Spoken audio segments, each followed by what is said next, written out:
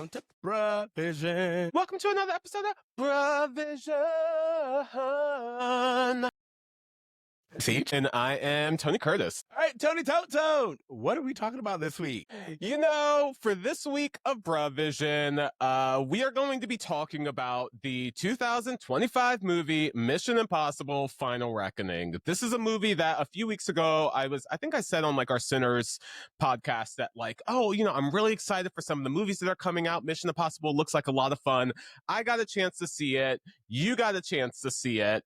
And so I was like, you know what, let's just have a little chit chat about what we thought on Mission Impossible. Absolutely. This is the 8th Mission Impossible movie, supposedly the final one of Tom Cruise. I'm excited to talk about it. Where are you at? What are your first impressions? Because I have different thoughts that I apparently other people do. Hey, here's what I'll say. You texted me, I think last week, being like, hey, I'm seeing Mission Impossible. We should find time to talk about it. And you said that, and I was like, you know what? Just for the podcast, just so I'm like fresh, let me go see the movie again. I had time this weekend. I'm an AMC A-lister. Why the hell not?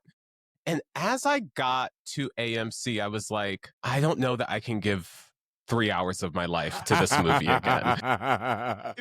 Instinctively, I was like, I can't do it. I ended up seeing Bring Her Back, which is that's a whole thing. But yeah, I just couldn't bring myself to do it. Did I enjoy myself when I was watching the movie? Yes, there were parts that I really enjoyed. I think the action is really thrilling and entertaining, but for me, the movie's runtime was a real I had problems with a lot of this movie, actually, but I did enjoy myself. So I'll just start there and we can dissect.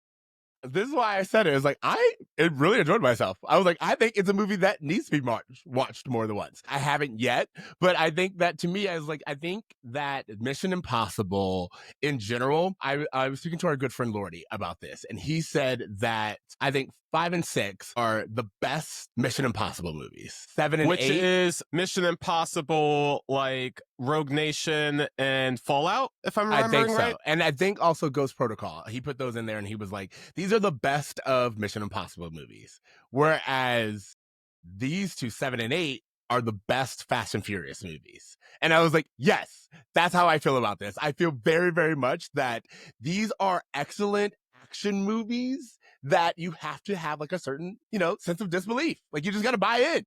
Okay, well, let's pause for a second. Prior to seeing this movie, what was your specific relationship with not just Mission Impossible movies, but with just Tom Cruise in general? Honestly, like, I think that Tom Cruise has shown, especially with like Top Gun Maverick and the last few Mission Impossibles, Tom Cruise has shown that he knows movies. He knows what people want when they go to a movie theater. And I was like, I will trust you. I will go see a Tom Cruise movie because this man is literally committed. Like, you watch any Mission Impossible movie and you're like, oh, this dude wants to die on a set. Like that's his goal. He goes to each and every production and he gives himself completely to it. And I'm just amazed by his craft and his ability to really understand what makes movies great. And then as far as Mission Impossible goes, as someone who's like a huge James Bond fan, and then also is completely comfortable with the direction Fast and Furious has taken, I find Mission Impossible like that very sweet spot of this is ludicrous and crazy and nonsense, but also the world's about to end and we got to see Tom Cruise run across the Sahara. We got to do it. Okay, so let me just backtrack a little bit. Tom Cruise, for me, growing up, was an actor that I never took a liking to the way I felt like everyone else did or the way that media wanted me to. Like, I would watch his movies specifically in the 90s and think like, it's fine. But I also think I was too young to appreciate some of his more dramatic works that came out in the 90s. I also was not a James Bond person. I never watched the James Bond movies, so I don't feel like I had a great introduction into this world growing up, okay? I started getting on the Mission Impossible bandwagon, as you said, when they dropped the numerals. Like, Mission Impossible 1, 2, and 3 are kind of separate from, I feel like, the rest of the franchise. And it was because I was watching the Fast and Furious movies. And also, a big part of what got me into the Mission Impossible franchise was not the movies themselves, but seeing Tom Cruise do the press for these movies and showing the behind the scenes of all of these stunts that he was doing. Like, that Yeah. was literally a thing that pulled me in. I was like, oh, this motherfucker is literally crawling on the side of this building in Dubai. Like, actually, Yeah. this He's isn't doing it. CGI. And I think that, you know, I would feel like since the first Avatar came out, I've been just so over the overuse of CGI in movies. And I feel like this is a person who not only wants to provide a great experience to people who come to the theaters, who is an avid, you can tell, just like literally an avid fan of movies and actively wants the movie industry to do well. Yep. And he knows that he is using his power as like an A-list star to preserve the legacy of old school filmmaking in a way that is very exciting for someone who appreciates that type of filmmaking. You know, when I see him doing all this press where he's talking about not just his movies, I saw him doing press talking about Sinners, talking about all these other movies. Like, he is actively trying to make the industry do well. And that I give him all the respect in the world for. Separate from whatever cult he's a part of. But even that, like I've said multiple times to my friends, when I even saw the Mission Impossible trailer and walking out of this last movie, I was like, Tom Cruise is the best commercial for Scientology I've ever seen, because I just saw a 60-year-old man hang out the side of a plane, and it got me thinking, this cult must be up to something. You know what I mean? Like, so there's so much about this to love. And, you know, so I just say that when I'm, you know, going into this movie, yes, I'm able to appreciate all of that. However, I had problems with the length. I had problems with the CBS detective show level dialogue and exposition that seemed to take up the first half of the film. But I can still very much appreciate the giant set pieces and the action sequences as well. Absolutely. So, like, my thing with this movie is, I was like, the movie is having a conversation with the movie going audience. And I think that right off the bat, I will say I enjoyed the movie. I really enjoyed the movie. I really enjoy going to see it. I had a really good time. I was like, this man understands tension. He understands formula. Like, it was so interesting to me that the submarine part, I literally was biting my nails. I saw myself like this, and I was I like, was oh, holding shit. my breath. I Yeah. caught myself holding my breath multiple times. Yeah. Exactly. And then the idea that I was like, he gave us a literal minefield to walk in. Like, there are mines all around you, like those missiles. And we are underwater in a literal minefield with a literal ticking clock. But we also have the ticking clock of the rolling of the submarine. But we also have the ticking clock of needing the team to meet him. But we also have the ticking clock of how much air does he have left. And all of these things shouldn't work, but they do. And I think that for me, I forgive the movie for all of its faults, because I'm like, you are doing something phenomenal. Do you know how hard it is to make 20 different ticking clocks matter, and you actually feel it and you actually follow along? I've been reading a lot of like dad detective novels, and this is totally in that lane. It's kind of like The Accountant. The Accountant with Ben Affleck is very similar, where I'm like, oh, this is dad novel writing and dad novel dialogue. But when you do it correctly, it's so much fun. And there's a reason why this genre works, because it's not supposed to make sense. You're not supposed to ask questions. I think that a lot of people have talked about the fact that CinemaSins makes us ask too many questions of movies now. Like, we want everything to have logic. It's like, it's a movie, and Tom Cruise gets that. And we're supposed to have fun with it. I would argue that I feel like this movie tries to answer too many questions, which is why I felt like it was so dialogue heavy. And before I get into my issues with this movie, can you, as someone who maybe understands this franchise a little bit better than me, try to give me your best explanation for what the plot is of this movie? Okay, yes. So, remember, this is Final Reckoning, and which is part 2 of Dead Reckoning, which came out like a few years ago. Correct. And so, because this is a continuation of the previous story, in the previous story, we had the Entity, which was an all-knowing AI that was taking over the world, and people couldn't trust truth anymore because AI could just switch a photo or video and make it be whatever it wanted it to be. Again, this movie, Tom Cruise movies, I realize, are always having a conversation with the movie-going audience, and Tom Cruise is aware of the conversations that are happening in the world, in media, in audiences. And so the idea of like an AI taking over the world, people not being able to know what truth is, all of those things was what the last movie was about. This one Well, picks up. can I just pause? Just because we're already talking about the AI element, that was my favorite thing about this movie. We always say that a movie's hero is only as strong as their antagonist. And I felt like the idea of an AI that's manipulating truth, not only is that such an incredible antagonist, but also so true to the fears that we currently have in society. If we were to make a time capsule of all the anxieties that are going on during 2025, that would be one of the leading things in there. And I feel like this movie will probably be more relevant 10 years from now than it is now. So I don't mean to interrupt. I just wanted to throw out the AI element really was a thing I was drawn to. No, absolutely. And I feel like we will look back on this movie the same way we do with Enemy of the State, where it's like, it wasn't that successful when it came out. But when you watch it again, you're like, man, they were really onto something. Anyway, going back to the summary. In the last movie, AI won. It's gaining control, and there is a specific key that can shut it down. So the whole mission is that Tom Cruise lost a fellow team member in the last movie. Of course, he takes that very personally because you need personal stakes. Then he is asked by the president to please come back for one more mission. We need your help. You are our savior, I believe is actually said at this point in time. So Tom Cruise comes out of retirement. He's like, yes, I'm going to go get this key to help unlock the original code of the AI.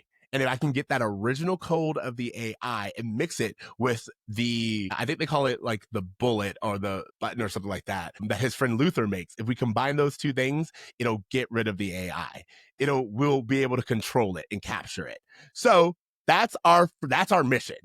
We need you to get the original code, which is at the bottom of the ocean.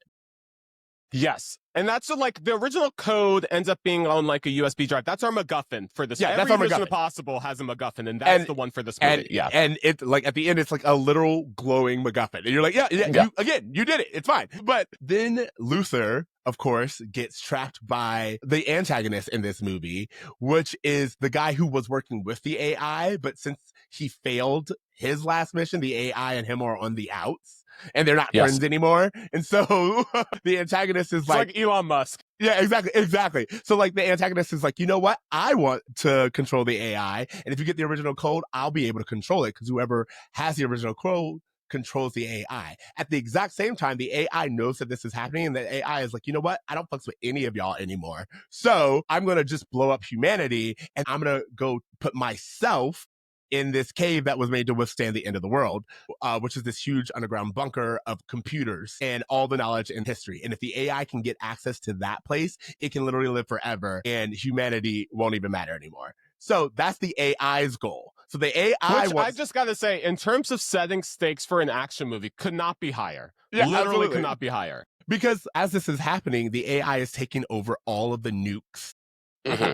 Every nuke that all the countries have. It takes over Britain's. So now we have China, Russia, and US. Those are the three. And then it becomes this waiting game to see who's going to blink first, because how our nuclear agreement works is that everyone just agrees not to do it. But the moment that one team feels like the other team has the incentive to do it, then they want to do it first. So part of the plot is this idea of, do we want to have our own say in what happens with this nuclear arsenal before the AI takes control of it? So they're wondering, is Russia going to do something before this AI? Is China going to do something before the AI takes control of it? And so that's part of the tension that's being built. And everyone wants Tom Cruise to go get the original code, but for their own reasons. The AI wants him to get the original code because if he goes to the bunker to turn the AI off, the AI will get access to the bunker. The villain wants him to go to the bottom of the ocean and get it, because if he does the exact same thing, then he'll have control over it. The president wants Ethan to go to the bottom of the ocean and get the AI so he can turn it off. And then Ethan wants to do it so that no one will have access to it. So that's basically the plot. That's our mission. We go, we get it, because of course we do. We come out. Tom Cruise says a lot of the AI wants us to do, so we have to do the exact opposite of what he wants us to do, which is what he wants us to do. He thinks that we're going to fight him, but what we have to do is actually what he tells us to do. That way he doesn't know that we know that his plan is for us to do it. And then, of course, mission takes off. There's practical effects. There's a fighter plane fight, and the world is saved after we lose some people along the way, mostly Black people, but Yes. And for those who haven't seen the movie and want to understand the plot, it's Terminator 3. Um, essentially, it's Terminator 3. Okay, so let me just say this. As complicated as that plot is, I feel like it's actually not as complicated when you're watching the film. I feel the thing that complicates this plot is them going out of the way to not only explain how this movie connects to all of the other Mission Impossible movies, but also through the film trying to give us this little recap of the plot of previous Mission Impossible movies. Like, hey, let me remind you what happened in this other movie and explain to you how it connects. And I'm just like, this is feeling like it's doing a lot of work that doesn't contribute to the tension that's being built by the plot at hand. I will say, like, part of the things that make it suffer is this idea of it's the final movie, and they want to do almost kind of like a clip show. They want you to remember the work that has gone into this franchise. It is a love letter to the audience, and it's Tom Cruise's thank you for coming along this ride with us. And the thing that really struggles with this movie is the first act, which you talked about. It is so condensed, and it has to be condensed because they're trying to explain to you everything, all the stakes. But after that first chapter, which I'm not gonna lie, it's long, it's bloated, but after that we get our set piece, which is the underwater submarine, and Yes, that okay. whole thing is beautiful movie making.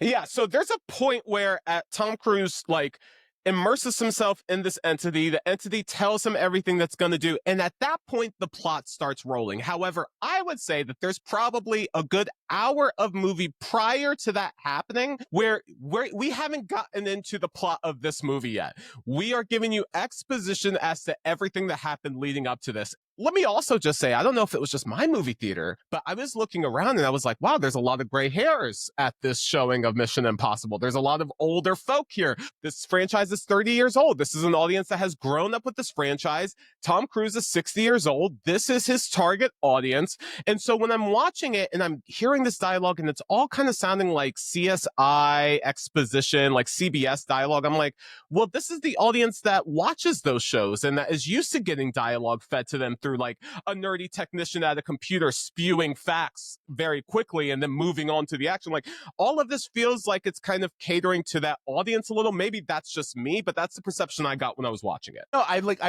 forgot who owns the right to Mission Impossible right now. I think maybe it's Paramount, but someone was saying that like there does feel like a little bit of studio head interference in this, and I don't know for sure, but it does feel like it is constantly moving. And I was like, oh, it's to address this short attention span. Like, hey, we know you're not usually paying attention, so we're going to have to somehow keep you engaged. And I think it struggles the most when it's trying to do that kind of service. But it's the strongest when it is itself and when it knows what it wants to do. And another really big important part, which I didn't know until this movie, I don't know how I missed this, but they will literally record the set pieces, the big whatever those things are, the big action sequences of the movie. Yeah, they plan the movie around those. Yeah, they just like, what do we want to do? We want to be underwater, so we want to fight on planes. That's what we're gonna do first, and then we'll just figure out a script around it. And that shows. There are lots of things in this movie where you're like, oh yeah, you just put this in there because this was like a thread.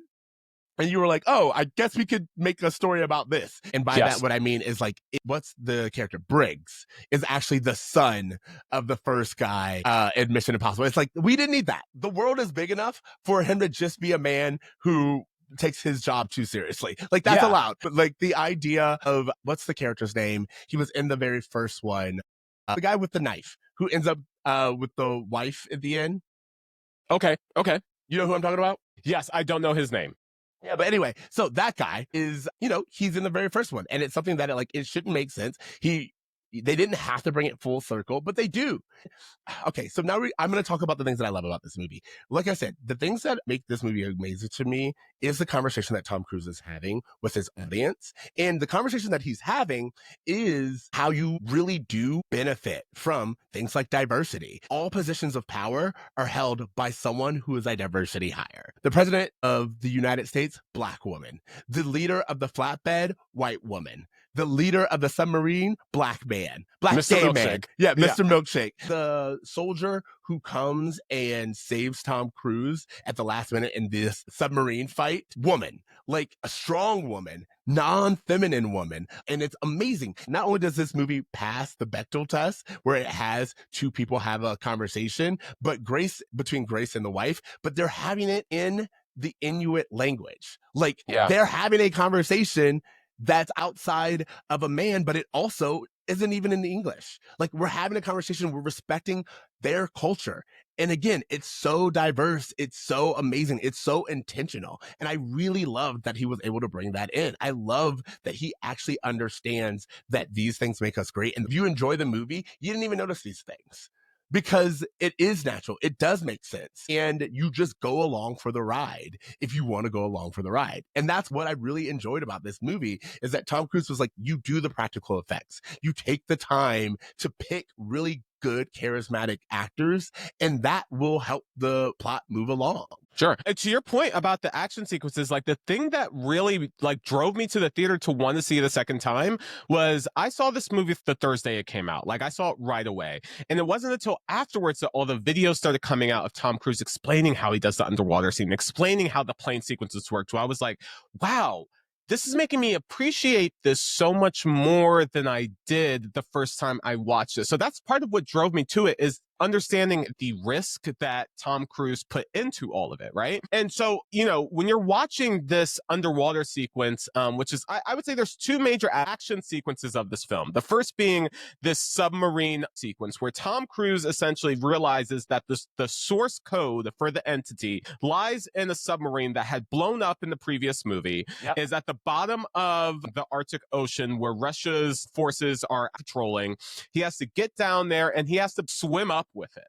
Yep. Which they tell him over and over again will probably kill him. And he's like, whatever. Like, I've heard that so many times at this point. I'm invincible. I'm going to do this. That action sequence where he is underwater, my audience, you could hear a pin drop. Yes. Everyone was so locked into everything that was going on. And what I love about Tom Cruise movies is, you know, Vin Diesel, I don't know if this is true. It might be a rumor, but he has a clause to where he has to like win every fight, and he can never, you never see Vin Diesel showing vulnerability. You never see him dealing with things that go wrong, really. What I love about Tom Cruise is that when you throw him into these sequences, not only is the audience clear on the mission, the audience can see all of the things that go wrong along the way that escalate the tension. So to your point, he has to go down to the submarine. It's filled with missiles. The submarine is rotating almost off the cliff. So you know that if he's in there with the missiles, when they rotate, the whole thing could explode, or he can get locked down there. He'll be so much deeper than he originally planned to be. You know, he's constantly go wrong. To your point, I told my husband watched it, and he was like, I was like a little bored. I was like, you were bored? He's like, well, I knew what was going to happen. I was like, you did not? Like, of course we all know he's going to survive it. We do know that this is a movie, and this impossible situation in Mission Impossible will be achieved. We know that. But how are we going to do that is the fun part. And I was like, you can tell me that you knew he would survive. You can't tell me that you knew the missile would block the door. I didn't see that coming. You can't tell me that you knew he would be forced to rip off his oxygen tank, because he has to climb through the missile launcher. Like, those things, to your point, it's like, for me, it's formulaic. Obviously, we're going to survive this. I don't know how, but the idea of watching how the mission goes wrong and yet it's still pulled off is the best part of heist movies. That's what a good heist does. It tells you the plan, and then, of course, nothing goes according to plan, and you have to improvise. Well, that's also just good storytelling. You one of the things I had mentioned in a previous podcast was this lecture that the writers of South Park gave about screenplay writing. And they were like, if your story is this happens, and then this happens, and then this happens, and then this happens, you've already created something boring. But if you can change and then with but or therefore, so this happens, but this happens, therefore this happens, but this happens, you're creating escalating conflict that goes along the way, which elevates the stakes of the movie. And Tom Cruise in this movie is so good with that. And not only this action sequence, but the second major action sequence, which is the fighter plane sequence, which he is, you've seen in the the commercials and in the trailer of him basically free hanging off the side of a plane with no parachute, which he actually did. And that's like the thing, like the thing that is funny about Mission Impossible movies is part of it is like you have to enjoy Tom Cruise and enjoy the things that Tom Cruise is doing. And like the decisions that are made are all there to be like, no, he's actually doing that. You don't know, like in the underwater scene, I don't know how much of this is. I buy that Tom Cruise was like, no, take me to the bottom of the ocean. Like, you know, like Yeah. I don't know, he'd do it. He's that crazy. And he said, I want to go as deep in the ocean as you can go and as high in the sky as we can legally go before I can't anymore. Exactly. And the idea of like the fighter plane fight, his hair is long so that we know, no, he's actually doing that. When he's in, because if it was short, we could see, or like you wouldn't really understand the intensity. And that's another thing. This movie is very sensory aware. Like there are moments where it's almost comedic, but I love it. There are moments where like they're talking in the plane and they can't hear each other. It's like, what? Because yeah. the wind is going so fast and the audience can feel the wind. You can see just the force on Tom Cruise's face. And I love that. I love that we have an actor who's not afraid to look his age, even though he doesn't look his age, but he looks older and you can see his face. You can see it pull back. You can see the grays in his hair as the wind is going. And But you know what you couldn't see? Important. A single bald spot. Nope. That motherfucker made a deal with Scientology that is paying off. I was like, oh, I'm going to see some bald spots in this. No, 60 years old, hair just as good as it was 30 years ago. And that body, I mean, like, we have to say, this man is in his underwear in two very signature scenes. And you're like, this is a damn near 70-year-old man.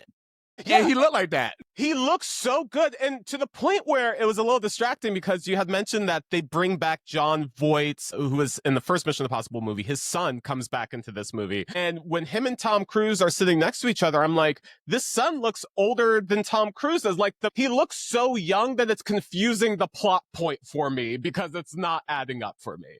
But he also, like, he looks young, but he's 62. I just looked it up. He's 62. And he doesn't look like he's trying to be 45. No. And he that's just what looks I like really he's in love. incredible shape. Yeah. He just looks like he's in incredible shape. And this is someone that you expect to be in incredible shape if they're going to do all the things that he's been doing. I really enjoyed, I get excited talking about this movie because like even the stuff like, you know, us, I'm so hesitant to watch a trailer because they give everything away. But even the things that you thought that they were giving away, actually they were like, no, that's how we told you that this is what we were doing. This is what we were actually doing. Like the idea that in the trailer, they used the shot of Tom Cruise just floating in the water. In the trailer, he's sinking down. So of course I watched this movie thinking, oh, at some point in time, things are going to go wrong and he's going to sink down. But no, he's actually rising up. And I was like, no, scientifically, that makes more sense. Of course, that's what he would be doing. But you were able to trick me. So I spent this entire time from the trailer, everything that I knew, that I'm usually like, I know how this is going to end up. Well, no, actually I didn't, because you subverted my expectations and you used my knowledge of the trailer against me. And I loved that. I love that this movie was willing to take chances and kind of be like, yeah, no, we're not going to explain how this happened, but you know.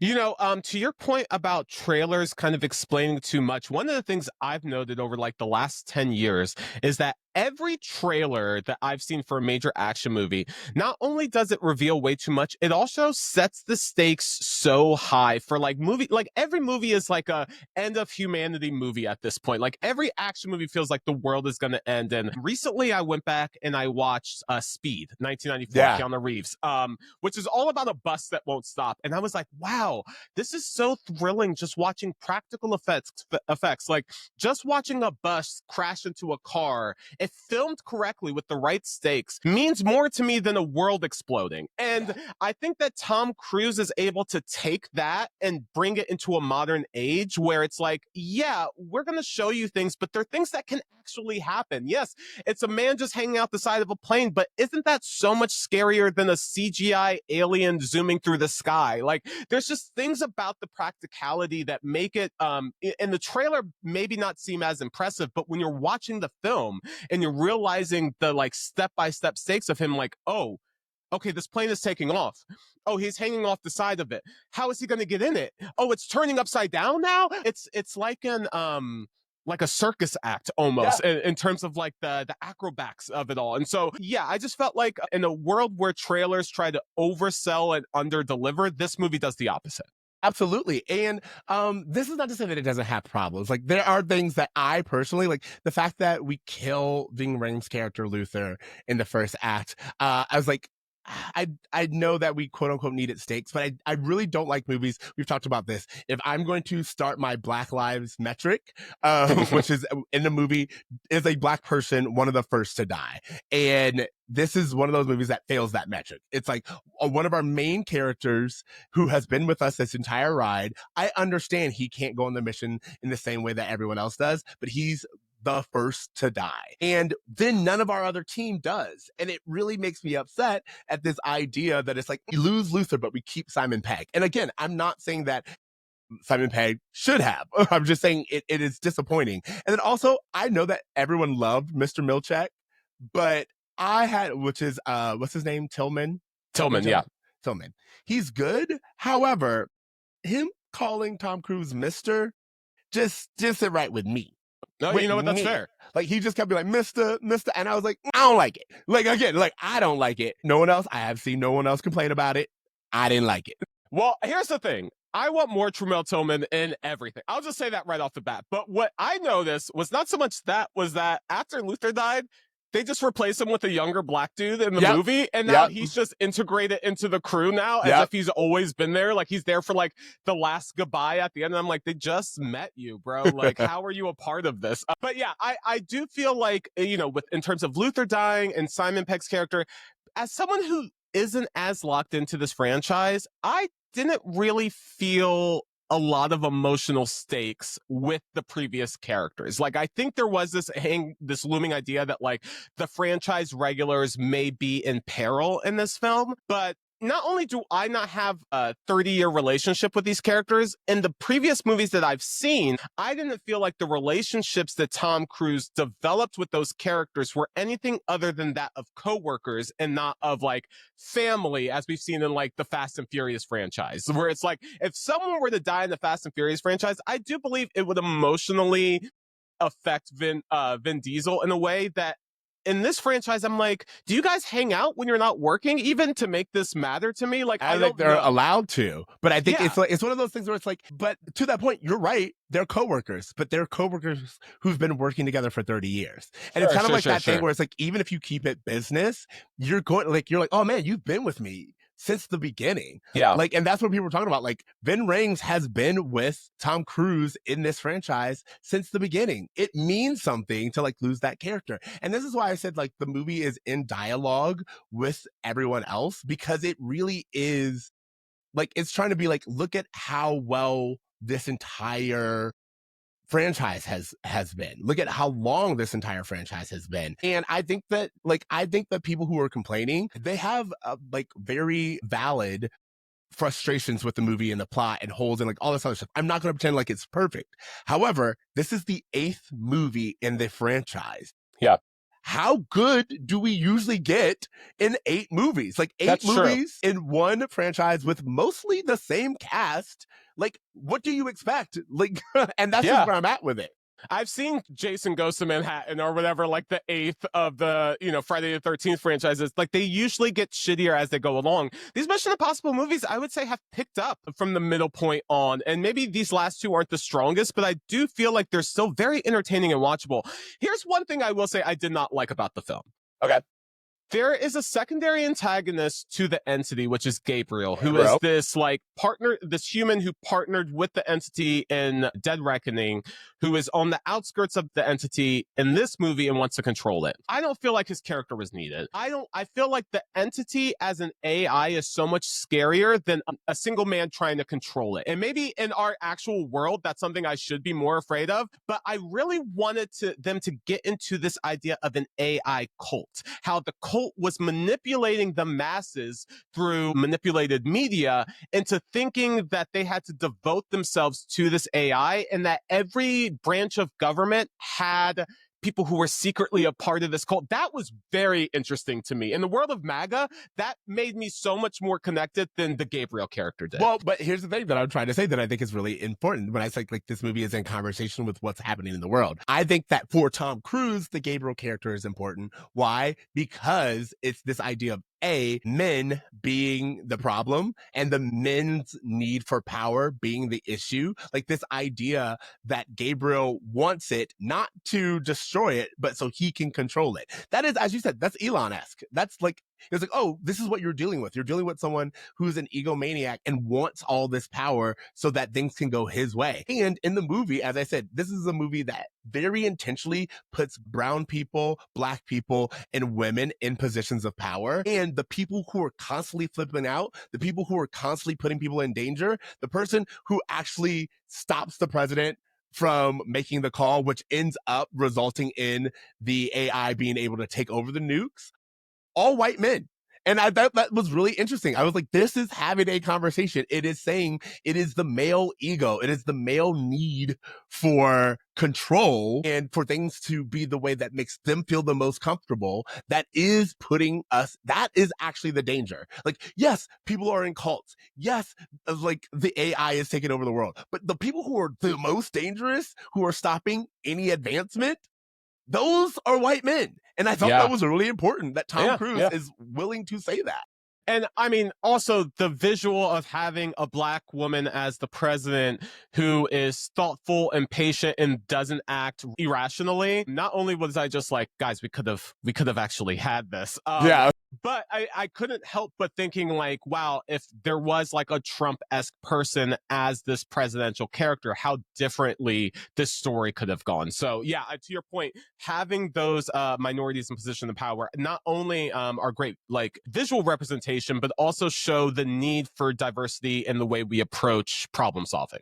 Absolutely. I feel like this is just one of those movies that like in old times would just be on TNT all the time. Yes. You know, like I feel like this is one of those movies where it's like, it's a good, fun action movie. It is not the best Mission Impossible movie, but it's not the worst Mission Impossible movie. And there is a lot that it has going for it if you're willing to go for the ride. And ultimately, I just look at Tom Cruise and I'm like, man, this man is literally did pull off the impossible. He was able to age into a role that is like 30 years old. He was able to make us connect with all of these people. He was able to give us high stakes. He's able to always outdo himself. He's able to avoid actual death in multiple films by doing shit that's so dangerous that stuntmen wouldn't do it. Absolutely. And like, I was like, it is funny. I watched this movie being like, this is dedication to the craft. And this is someone who like I said, I watched so many of the scenes. I was like, I don't know what's on a sound stage and what's not. Sure. I don't know what, and the thing is, your reputation precedes you.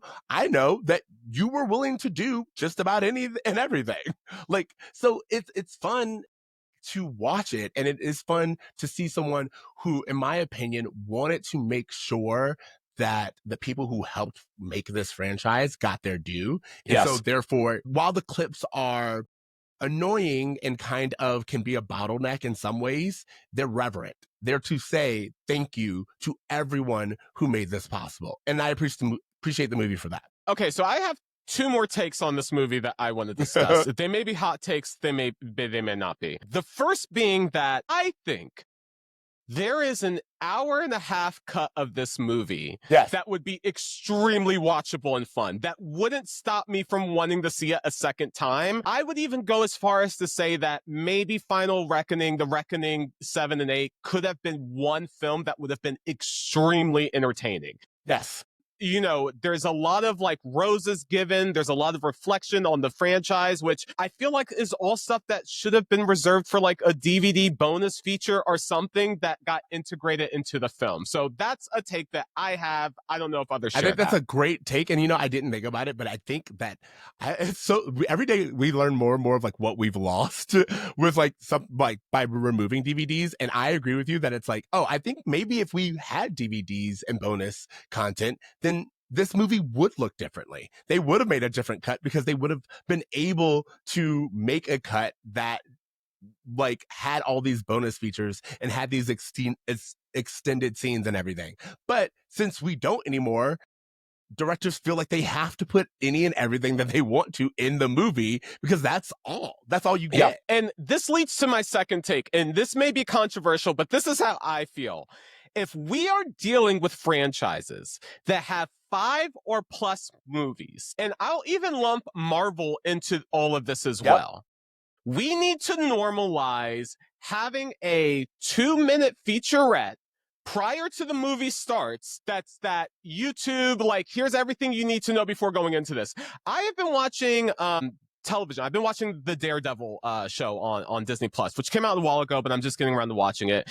And before every episode, there's like here's what happened last time. And you know what? It's only the things that are relevant for that episode. And I'm like, wow, I really feel like movies need to adapt this. Like, if you're going to start having these expanded universes, if you're going to have franchises that span 30 years old, just give us a little featurette. We used to get cartoons before our movies. Like, we don't care. We'll watch 5, 6 trailers before a movie starts. Give us a 2-3 minute, here's everything you need to know before jumping into this phase in the installment, so that we can just hit the ground running. Because you're infusing that into the actual dialogue of the film, that's making the film weaker, in which we could have avoided that by just having that little pre-movie. Previously on Mission Impossible. Exactly. Previously in Marvel. Anything. Just give me a previously on. Don't make it longer than 3.5 minutes, and just let it be enough for what I need to know for this specific film that I'm about to watch. We're about to have a conversation that I think is important, which is the serialization of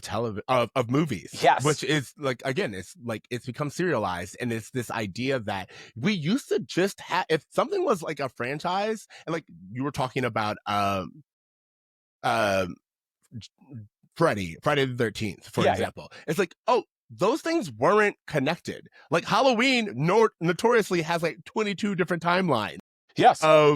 Like previously franchises weren't connected, and if they were, you would get like 3. You would get a trilogy, and that would be it. And they would come out relatively around the same time. Like Back to the Future 2 and 3 were shot simultaneously so that they could come out one after the other. So when one ended off on the cliffhanger, the audience doesn't have to have 5 or 10 years distance from that movie before the cliffhanger gets resolved. And now we are in a place where movie sequels will come out sometimes literally 30 years, or this I believe it was 14 years before. No, I'm thinking of something else, but it had been like 14 years since the previous installment. I don't know. We're about to get a new, I Know What You Did Last Summer. The last one came out in like 2002. Like, we are. It was Final Destination. It had been 14 years since the last one. And this idea of, oh, it's been 14 years and we're still connected. This is still the same universe. You're right. A previously on, or this is what you need to know, would go a long way. I think that movie producers drastically underestimate what audiences would be willing to watch if they actually made the movies tighter and they actually thought about the movie experience. So like you said, I am a huge advocate of bringing back cartoons. Give me Looney Tune cartoons again. Give it, like, why not? Will some people skip them because they just want to see the movie? Absolutely. But if you told me I was going to have a 2-minute Muppet Star Wars short before a Disney movie, I would be there early, bro. Like, that's the Give thing. it to me. Give it to me. Give us that. Give us these things. I think this is how you adapt. This is how you make the movie experience. Because what you are missing from the movie experience is something that you can only get at the movies. This is why so many people would rather just stay home, because they're like, oh, I can get that experience. And it's like, no. What you want to do is create things where, like you said, this previously on, that's not going on YouTube. That is what you are getting in this theater. Like, and what I feel like they've done is this thing that they'll have, like, Tom Cruise does this before this movie, but I've seen it before a lot of movies, where, like, it's just an actor talking screen right before the movie starts, and they're just thanking the audience for coming to the movies in a way that feels very desperate, and it doesn't feel like it's giving me that, like, wow, Tom Cruise thanked me before this. I'm so glad I came here for that. Like, that doesn't feel like a pull as much as a piece of content that isn't available anywhere else but before the movie. Exclusivity, like in reality, like, give us, to your point, give us behind the scenes, give us bloopers, like, give out all these things. Yeah. And again, don't put it on YouTube. Be like, nope, if you want to see it, you got to go to the theater. people will go because they enjoy it. So I just wanted to call that out. But no, nonetheless, I thought that this was a fun movie. I thought that it wasn't the greatest movie. It does have problems. I will not, if anyone's like, oh, but what about this? And then the entity, and then why did, like, I don't care. I don't care. We were flying on planes. I thought Gabriel's death was hilarious because, again, it subverted expectations. You're like, oh, villain's getting away. Of course he's gonna, oh shit, nope, he's gone. And I was like, I honestly didn't expect that. I also really liked the scene where Tom Cruise is clear, again, he's very clearly older in this movie, shows that he is older and he can't do the things that he used to do. So they just kind of like work around it. The scene in the very beginning when they are fighting the people who are going to torture them, and they pan off and they just show what's her name? Haley Atwell? Yeah, Haley Atwell. They just show Grace's face and we don't see what happened, but we hear it. And it's like this whole off-screen thing. And I was like, oh, a younger Tom Cruise would have shown us this, but I actually like the workaround of like, no, we don't need to. Your imagination is filling in the blanks. And it's a nice little funny beat because Mission Impossible is also usually funny. This movie isn't as funny as it used to be, but like that sense of humor, I really enjoyed. You know, just a final thought on this. They're talking about, oh, this movie's doing really successful. Is this really going to be the last movie? I don't think I need another Mission Impossible movie. Here's what I actually need. I need two things. I want a documentary about all of the stunts and stunt work that has gone into all of the Mission Impossible movies. I think that would be so much more interesting. And secondly, I really want to see Tom Cruise maybe transition into a director role. I want to see him mentor as he's getting into his 60s and 70s. I want to see him mentor the next generation of action stars. I know he's talked about working with Michael B. Jordan. He's worked with Glenn Powell. I want to see him kind of take what he knows about practical filmmaking and action sequences and allow another generation to kind of fill in those slots that he may have aged out of. So that's what I hope for the future of Tom Cruise and the action series that he's doing. I know he's talking about doing another Top Gun. I'm sure he'll just keep pushing it as long as he can, but I really feel like him in a mentorship role will actually he'll be able to pass that baton and he'll be able to keep going after he's done versus it finishing with him. Because he really feels like the last real action star. And I would like to see, it not end with him. Yeah, no, I agree with you. I think he wants to train the next movie star. I know he's kind of tapped Glenn Powell as his guy. And I think he even said that he would only do a spinoff if Glenn Powell would take it over, who Glenn Powell was like, I'm not allowed to do it. My mom won't let me. But no, nonetheless, this idea of Tom Cruise becoming a director, becoming someone, I love it. But also we are getting a best stunt category at the Oscars. So I wouldn't put it past him to go back and do one more just to get his Oscar. Just to get, you know what I'm saying? They need to just give him a lifetime achievement for stunts at this point. There's no way that he can do a movie that will be able to give him the flowers he's deserved for all of the, not just Mission Impossible movies, but just all of the stunt work that he has done throughout his career has truly been that deserves all the respect in the world. In a timeline where everyone is just on a green screen, looking at tennis balls, reacting to it, he is like, no, I'm willing to put myself at risk. I'm willing to break bones. I'm willing to do all of that for the sake of entertainment and for the sake of filmmaking. He deserves all the credit in the world for that. Absolutely. You guys, let us know what you think about this movie. Let us know, did you enjoy it? Do you want another Mission Impossible? Are you good on Mission Impossibles? And as usual, we are still doing our Pod Meets World Reacts when they actually record episodes. So you will be seeing us soon. Hopefully you enjoyed this episode, and later, Russ. Later, Russ.